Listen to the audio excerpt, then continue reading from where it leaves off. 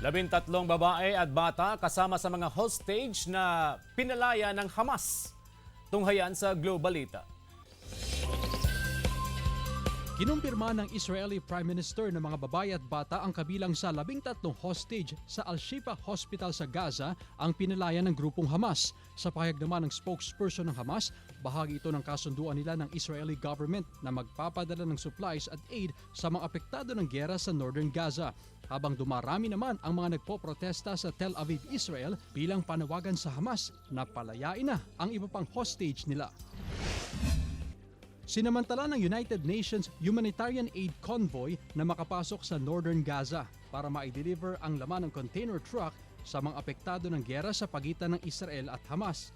Dehydration ang pangunahing problema ng mga residenteng naiipit sa gulo. Bukod sa medical kits, bit-bit din nila ang mga high-energy biscuits, bitamina at gamot para sa mga bata. Maayos naman daw na naipaabot ang tulong habang umiiral ang 4-day truce. Chris Zuniga para sa Mornings with GMA Regional TV.